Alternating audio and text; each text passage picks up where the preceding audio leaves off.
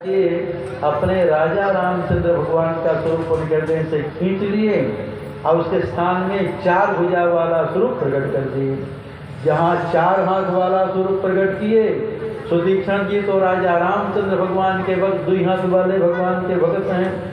इन 4 भुजा वाला स्वरूप जब प्रकट हुआ, सुतीक्षण जी व्याकुल होकर के नेत्र खोले सामने खड़े श्री राम जी का दर्शन करते। भूप रूप तब राम दुरावा, हृदय चतुर्भुज रूप दिखावा, मुनिय कुलाई उठा तब कैसे, विकलहीन मणिवर जैसे, आगे देखी राम तन श्यामा, सीता अनुज सहित सुखधामा, परव लकुटीव चरण न लागी, प्रेम मगन मुनिवर बड़भागी।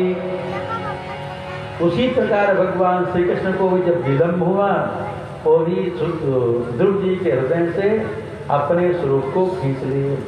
और जब ध्रुव जी को हृदय में भगवान श्री कृष्ण का दर्शन नहीं हो रहा था, ध्रुव जी व्याकुल होकर के नेत्र खोले, सामने खड़े भगवान श्री कृष्ण का दर्शन करते हैं। ध्रुव जी भगवान के चरण कमलों में दंडवत प्रणाम करते गिर जाते हैं।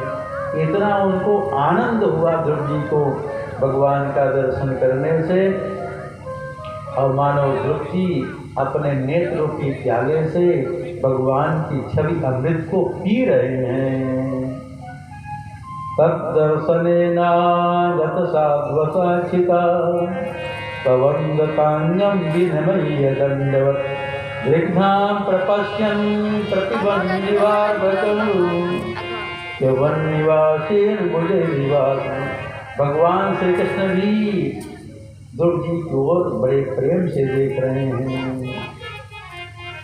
और ध्रुव जी स्तुति करना चाहते हैं, लेकिन अभी मात्र 5 वर्ष की अवस्था है, कुछ ज्ञान नहीं। भगवान अपने ज्ञान में शंका स्पर्श करा दिए। स्पर्श बालम कृपया कपोले, शंका स्पर्श होते ही ध्रुव जी की सोई वाणी जागृत हो गई। अब ध्रुव जी भगवान की स्तुति करते हैं। योऽन्ता प्रविश्य मम वाचमिमां प्रसुप्तां, सञ्जीवयत्यखिलशक्तिधर स्वधाम्ना, अन्यांश हस्तचरणश्रवणत्वगादि, प्राणान्नमो भगवते पुरुषाय तुभ्यम्। ध्रुव जी भगवान की स्तुति करते कि आप मेरी सोई हुई वाणी को जागृत करके इंद्रियों को शक्ति प्रदान किए।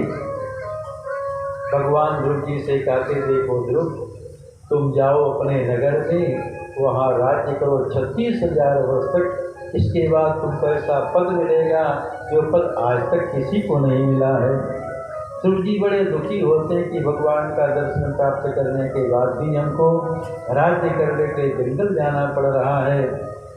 भगवान कहते, देखो ध्रुव, मेरा नियम है, जिस कामना को लेकर के लोग मेरा भजन करता है, पहले उस कामना को मैं पूर्ण कर देता हूँ, फिर मैं भी मिल जाता हूँ।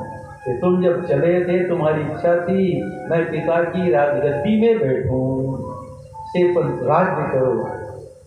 ध्रुव जी ग्लानि से भगवान का नाम लिए, उनको ऐसा पद मिला जो पद आज तक किसी को नहीं मिला। ध्रुव पद की प्राप्ति, ध्रुवलोक की प्राप्ति हुई, जिस पद की सप्तर्षि भी परिक्रमा करते हैं। गोस्वामी जी कहते, ध्रुव सगलानी जपयो हरि नामू, पायो अचल अनुपम ठामू। ध्रुव जी आते हैं, यहाँ राज्य करते हैं और एक दिन फिर चले जाते हैं गंगा जी के किनारे। एक दिन गंगा जी में स्नान करके वहीं मंत्र जप कर रहे थे। भगवान के पार्षद विमान लेकर के आए और ध्रुव जी से कहते, ध्रुव, आपका समय यहाँ का पूरा हो गया, 36,000 वर्ष। आप विमान में बैठ करके चलें अपने ध्रुवलोक को। ध्रुव जी विमान का पूजन करते हैं, भगवान के पार्षदों का पूजन करते हैं। इतने में मृत्यु के देवता काल आ गए, जो हम सबको मार के लेके जाते हैं। वो कहते, ध्रुव जी, आप इतने महान भक्त हैं, मैं आपका स्पर्श नहीं कर सकता। लेकिन संसार में जो आया है उसको मैं मार के लेके जाता हूँ, आपको तो छू नहीं सकता। कि भगवान की मर्यादा भी बनी रहे, इसलिए आपको विमान में विराजमान होकर के ऊपर ध्रुवलोक को जाना है तो सीढ़ी की आवश्यकता पड़ेगी। मैं सीढ़ी के स्थान में बैठ जाता हूँ, अपना चरण कमल मेरे मस्तक में रख करके विमान में विराजमान होकर के जाएं।